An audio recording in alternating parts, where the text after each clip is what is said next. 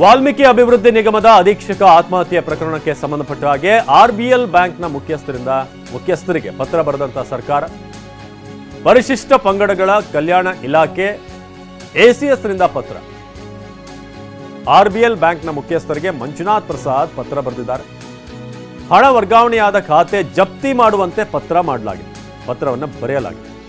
Union ಬ್ಯಾಂಕ್ನಿಂದ ವರ್ಗಾವಣೆಯಾದಂತಹ ಹಣ ವರ್ಗಾವಣೆಯಾದ ಖಾತೆಗಳ ವಿವರವನ್ನು ಉಲ್ಲೇಖಿಸಿ ಅಂತ ಪತ್ರದಲ್ಲಿ ತಿಳಿಸಲಾಗಿದೆ. ಇದು ವಾಲ್ಮೀಕಿ ಅಭಿವೃದ್ಧಿ ನಿಗಮದ ಅಧೀಕ್ಷಕ ಆತ್ಮಹತ್ಯೆ ಪ್ರಕರಣಕ್ಕೆ ಸಂಬಂಧಪಟ್ಟ ಹಾಗೆ ಆರ್ಬಿಎಲ್ ಬ್ಯಾಂಕ್ನ ಮುಖ್ಯಸ್ಥರಿಗೆ ಈಗ ಸರ್ಕಾರ ಪತ್ರವನ್ನು ಬರೆದಿದೆ. ಪರಿಶಿಷ್ಟ ಪಂಗಡಗಳ ಕಲ್ಯಾಣ ಇಲಾಖೆಯ ಎಸಿಎಸ್ ಈ ಒಂದು ಪತ್ರವನ್ನು ಬರೆದಿದ್ದಾರೆ. ಆರ್ಬಿಎಲ್ ಬ್ಯಾಂಕ್ ಮುಖ್ಯಸ್ಥರಿಗೆ ಮಂಜುನಾಥ್ ಪ್ರಸಾದ್ ಈ ಒಂದು ಪತ್ರವನ್ನು ಬರೆದಿರೋದು. ಈ ಹಣ ವರ್ಗಾವಣೆ ಆಗಿದೆಯಲ್ಲ, ಟ್ರಾನ್ಸ್ಫರ್ ಆಗಿರುವಂಥ ಖಾತೆಯನ್ನು ಜಪ್ತಿ ಮಾಡಿ ಯೂನಿಯನ್ ಬ್ಯಾಂಕ್ನಿಂದ ವರ್ಗಾವಣೆ ಆದಂಥ ಹಣ ವರ್ಗಾವಣೆ ಆದಂಥ ಅಕೌಂಟ್ಗಳು ಯಾವುದು, ಸೊ ಅದರ ವಿವರವನ್ನು ಉಲ್ಲೇಖಿಸಿ ಪತ್ರವನ್ನು ಬರೆಯಲಾಗಿದೆ. ಸೊ ಆ ಅಕೌಂಟ್ಗಳ ನಂಬರನ್ನು ಕೂಡ ಅಲ್ಲಿ ಮೆನ್ಷನ್ ಮಾಡಲಾಗಿದೆ, ನೀವು ಗಮನಿಸ್ಬೋದು. ಸೊ ಫಿಫಾಮ್ಸ ಮ್ಯಾನೇಜ್ಮೆಂಟ್ ಪ್ರೈವೇಟ್ ಲಿಮಿಟೆಡ್ ಸೇರಿದ ಹಾಗೆ ಬೇರೆ ಬೇರೆ ಝೆಲಿಯನ್ ಟ್ರೈನಿಂಗ್ ಹೀಗೆ. ಸೊ ಹಾಗಾದರೆ ಬನ್ನಿ ಯಾವ್ಯಾವ ಖಾತೆಗಳು ಅಂತ ನೋಡೋದಾದರೆ ಮಾರ್ಚ್ 5 ಫಿಫ್ಮಾಸ್ ಮ್ಯಾನೇಜ್ಮೆಂಟ್ ಪ್ರೈವೇಟ್ ಲಿಮಿಟೆಡ್ 5.35 ಕೋಟಿ ವರ್ಗಾವಣೆ. ಯಾವ್ಯಾವ ಖಾತೆಗೆ ಎಷ್ಟು ಅಂತ ನೋಡೋದಾದರೆ 5,35,00,000 ಇವರಿಗೆ. ಹಾಗೆ ಮಾರ್ಚ್ 5ನೇ ತಾರೀಕು ಝೆಲಿಯನ್ ಟ್ರೈನಿಂಗ್ ಆ್ಯಂಡ್ ಕನ್ಸಲ್ಟಿಂಗ್ ಸರ್ವಿಸ್ ಇವರಿಗೆ 4,97,00,000 ಅಷ್ಟು ಟ್ರಾನ್ಸ್ಫರ್ ಆಗಿದೆ. ಹಾಗೆಯೇ ಮಾರ್ಚ್ 6ನೇ ತಾರೀಕು happiest minds technologies limited, so ಇವರಿಗೆ 4.25 ಕೋಟಿಯಷ್ಟು. ಹಾಗೆ ಮಾರ್ಚ್ 6ನೇ ತಾರೀಕು ವೈಎಂ ಎಂಟರ್ಪ್ರೈಸಸ್ ಇವರಿಗೆ 4.98 ಕೋಟಿಯಷ್ಟು ಟ್ರಾನ್ಸ್ಫರ್ ಮಾಡಲಾಗಿದೆ. ಹಾಗೆಯೇ ಮನ್ಹು ಎಂಟರ್ಪ್ರೈಸಸ್ ಇವರಿಗೂ ಕೂಡ ಸುಮಾರು 5 ಕೋಟಿಯಷ್ಟು ಮಾರ್ಚ್ 6ನೇ ತಾರೀಕು ವರ್ಗಾವಣೆ ಮಾಡಲಾಗಿದೆ ಯೂನಿಯನ್ ಬ್ಯಾಂಕ್ನಿಂದ. ಹಾಗೆ ಅಕಾರ್ಡ್ ಬಿಸ್ನೆಸ್ ಸರ್ವಿಸಸ್ ಇವರಿಗೂ ಕೂಡ 5.46 ಕೋಟಿ ಅವರ ಅಕೌಂಟ್ಗೆ ಟ್ರಾನ್ಸ್ಫರ್ ಆಗಿರೋದು.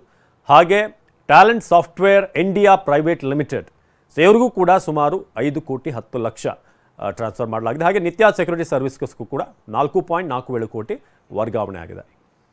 ನಮ್ಮ ಪ್ರತಿನಿಧಿ ಪ್ರಸನ್ನ ಈ ಬಗ್ಗೆ ಹೆಚ್ಚಿನ ಮಾಹಿತಿಯನ್ನು ನೀಡ್ತಾರೆ ನೇರ ಸಂಪರ್ಕದಲ್ಲಿ. ಪ್ರಸನ್ನ, ಈಗ ನಾವು ಗಮನಿಸ್ತಾ ಇದ್ದೀವಿ ಆರ್ಬಿಎಲ್ ಬ್ಯಾಂಕ್ನ ಮುಖ್ಯಸ್ಥರಿಗೆ ಈಗ ಪತ್ರವನ್ನು ಬರೆದಿರುವಂಥದ್ದು. ಪತ್ರದಲ್ಲಿ ಏನೆಲ್ಲ ಉಲ್ಲೇಖ ಆಗಿದೆ, ಸೊ ಈ ಹಣ ವರ್ಗಾವಣೆ ವಿಚಾರವಾಗಿ ಏನೆಲ್ಲ ತಿಳಿಸಿದ್ದಾರೆ ಅದರಲ್ಲಿ ಅಂತ?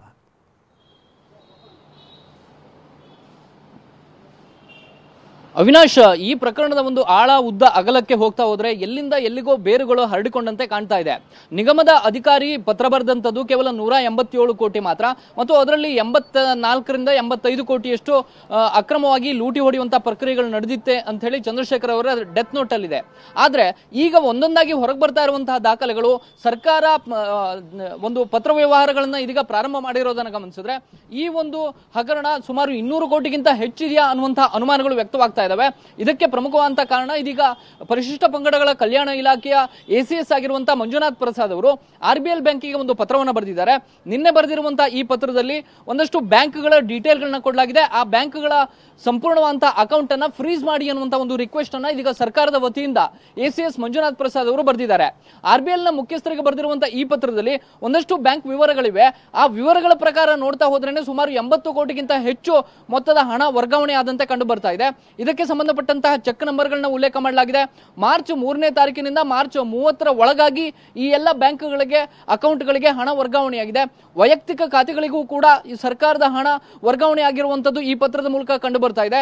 ಜೊತೆಗೆ ಕೇವಲ 10 ಲಕ್ಷ 20 ಲಕ್ಷ ಅಲ್ಲ, 16 ಕೋಟಿಯ ವ್ಯವಹಾರಗಳು ಇಲ್ಲಿ ನಡೆದಿದ್ದಾವೆ. ಕೇವಲ ಒಂದೊಂದು ಚೆಕ್ನ ಮೂಲಕವೇ 5ರಿಂದ 6 ಕೋಟಿಯ ಹಣವನ್ನ ಒಂದೊಂದು ವೈಯಕ್ತಿಕ ಅಕೌಂಟ್ಗಳಿಗೆ ಟ್ರಾನ್ಸ್ಫರ್ ಅನ್ನ ಮಾಡಲಾಗಿದೆ. ಸಾಫ್ಟ್ವೇರ್ ಕಂಪನಿಗಳಿಗೆ ಸರ್ಕಾರದ ಹಣ ವರ್ಗಾವಣೆಯಾಗಿದೆ. ಸೆಕ್ಯೂರಿಟಿ ಏಜೆನ್ಸಿಗಳಿಗೆ ಹಣ ವರ್ಗಾವಣೆಯಾಗಿದೆ. ವೈಯಕ್ತಿಕವಾದಂತಹ 8 ಮಂದಿಯ ಖಾತೆಗಳಿಗೂ ಕೂಡ ಇಲ್ಲಿ ಹಣ ವರ್ಗಾವಣೆಯಾಗಿದೆ. ಇದೆಲ್ಲವನ್ನ ಗಮನಿಸಿದ್ರೆ ಕೇವಲ ಒಬ್ಬ ಸೂಪರಿಂಟೆಂಡೆಂಟ್ ಅಕೌಂಟೆಂಟ್ ಅವರಿಗೆ ಮಾತ್ರ ಗೊತ್ತಿದ್ದು ಇಷ್ಟು ಹಣ ವರ್ಗಾವಣೆ ಆದಂತೆ ಕಂಡು ಬರ್ತಾ ಇಲ್ಲ. ಇದರ ಆಳ ಉದ್ದ ಆಗಲ ಬೇರೆ ರೀತಿಯ ಎಲ್ಲೋ ಒಂದು ಕಡೆ ಕನೆಕ್ಷನ್ಗಳು ತಲುಪಬಹುದು ಅನ್ನುವಂತ ಅನುಮಾನಗಳು ಕೂಡ ಕಂಡು ಬರ್ತಾ ಇದಾವೆ. ಸದ್ಯ ಈಗ ಸರ್ಕಾರ ಆ ಹಣವನ್ನ ವಾಪಸ್ ಪಡೆಯುವಂತ ಪ್ರಕ್ರಿಯೆಯನ್ನು ಪ್ರಾರಂಭ ಮಾಡಿದೆ.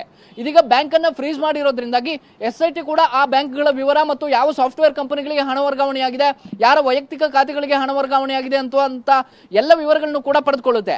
ಆದ್ರೆ ಸದ್ಯದ ಮಟ್ಟಿಗೆ ಈ ಎಲ್ಲದಕ್ಕೂ ಕೂಡ ಸೂಚನೆ ಕೊಟ್ಟಂತವ್ರು ಯಾರು, ಇಷ್ಟು ದೊಡ್ಡ ಮೊತ್ತದ ಹಣ ವರ್ಗಾವಣೆ ಆಗುವಂತಹ ಸಂದರ್ಭದಲ್ಲಿ ಬ್ಯಾಂಕ್ನ ಅಧಿಕಾರಿಗಳು ಕಣ್ಮುಚ್ಚಿಕೊಂಡು ಕೂತಿದ್ರ ಅಥವಾ ನಿಗಮದ ಅಧಿಕಾರಿಗಳಿಗೆ ಯಾವ ಮಾಹಿತಿಯೂ ಇಲ್ಲದೆ ಈ ರೀತಿಯ ವರ್ಗಾವಣೆ ಪ್ರಕ್ರಿಯೆ ಹೇಗೆ ಸಾಧ್ಯ ಆಯಿತು ಮತ್ತು ಇದರ ಮೇಲ್ಗಡೆ ಇದ್ದಂತವ್ರು ಯಾರು ಅನ್ನುವಂತ ದೊಡ್ಡ ಮಟ್ಟಿಗಿನ ಅನುಮಾನಗಳು ವ್ಯಕ್ತವಾಗ್ತಾ ಇದ್ದಾವೆ. ಹೀಗಾಗಿ ಬಹುತೇಕ ಒಂದಷ್ಟು ತಲೆದಂಡ ಆಗುವಂತಹ ಸಾಧ್ಯತೆಗಳು ಕೂಡ ಇದಾವೆ. ಜೊತೆಗೆ ಇಷ್ಟು ಬೇರೆ ಬೇರೆ ಸಾಫ್ಟ್ವೇರ್ ಕಂಪನಿಗಳಿಗೆ ಹಣ ವರ್ಗಾವಣೆ ಆಗುವಂತಹ ಸಂದರ್ಭದಲ್ಲೂ ಕೂಡ ಆ ಬ್ಯಾಂಕ್ಗಳ ಅಕೌಂಟ್ಗಳ ಬಗ್ಗೆಯೂ ಕೂಡ ಒಂದಷ್ಟು ಅನುಮಾನಗಳು ವ್ಯಕ್ತವಾಗ್ತಾ ಇದ್ದಾವೆ. ಬಂಜಾರಾ ಹಿಲ್ಸ್ ಹೈದರಾಬಾದ್ನಲ್ಲಿ ಇರುವಂತಹ ಅಕೌಂಟ್ಗಳಿಗೆ ಟ್ರಾನ್ಸ್ಫರ್ ಆಗಿದೆ. ಬೆಂಗಳೂರಿನ ಸಾಫ್ಟ್ವೇರ್ ಕಂಪನಿಗಳ ಹೆಸರಲ್ಲಿ ಹೈದರಾಬಾದ್ನಲ್ಲಿ ಬ್ಯಾಂಕ್ಗಳ ಅಕೌಂಟ್ಗಳನ್ನ ಓಪನ್ ಮಾಡಲಾಗಿದೆ. ಅದೆಲ್ಲದಕ್ಕೂ ಕೂಡ ಒಂದು ನಿಗಮ ಇಷ್ಟು ದೊಡ್ಡ ಮಟ್ಟಿಗಿನ ವ್ಯವಹಾರವನ್ನ ಮಾಡೋದಕ್ಕೆ ಹೇಗೆ ಸಾಧ್ಯ? ಕೇವಲ ಒಬ್ಬ ಅಕೌಂಟೆಂಟ್ನ ಸೂಚನೆಯ ಮೇಲೆಗೆ ಇಷ್ಟು ಮಟ್ಟಿಗಿನ ವ್ಯವಹಾರ ನಡೆಯೋದಕ್ಕೆ ಸಾಧ್ಯವೇ ಇಲ್ಲ. ಈ ಕಾರಣಕ್ಕೋಸ್ಕರ ಎಲ್ಲಿಂದ ಎಲ್ಲಿಗೆ ಈ ಸೂಚನೆಗಳು ಹರಿದಾಡಿತ್ತು? ಕೇವಲ ಸಚಿವರ ಮಟ್ಟಕ್ಕೆ ಮಾತ್ರ ಸೀಮಿತ ಆಗಿತ್ತಾ? ಅದರ ಸಚಿವರಿಗಿಂತ ಮೇಲ್ಮಟ್ಟಕ್ಕೂ ಕೂಡ ಈ ಸೂಚನೆಗಳು ಹೋಗಿತ್ತಾ ಅನ್ನುವಂತ ಒಂದಷ್ಟು ಅನುಮಾನಗಳು ಸಹಜವಾಗಿಯೇ ವ್ಯಕ್ತವಾಗ್ತಾ ಇದ್ದಾವೆ. ಇದೀಗ SIT ಮಧ್ಯಪ್ರವೇಶ ಮಾಡ್ತಾ ಇದೆ. CIDಯ ಪ್ರಾಥಮಿಕ ತನಿಖೆಯಲ್ಲೂ ಕೂಡ MD ಪದ್ಮನಾಭ ಅವರು ನಾವು ಸಚಿವರ ಸೂಚನೆ ಮೇರೆಗೆ ಹಣವನ್ನು ವರ್ಗಾವಣೆ ಮಾಡಿದೀವಿ ಎನ್ನುವಂತ ಮಾತನ್ನ ಹೇಳ್ತಾ ಇದ್ದಾರೆ. ಇದೆಲ್ಲವನ್ನ ಗಮನಿಸಿದ್ರೆ ಎಲ್ಲೋ ಒಂದ್ ಕಡೆ ಸಚಿವ ನಾಗೇಂದ್ರ ಅವರ ಬುಡಕ್ಕೂ ಕೂಡ ಇಡೀ ಪ್ರಕರಣ ಸುತ್ತಿಕೊಳ್ಳುವಂತೆ ಕಾಣ್ತಾ ಇದೆ. ಅವಿನಾಶ್, ಧನ್ಯವಾದ ಪ್ರಸನ್ನ.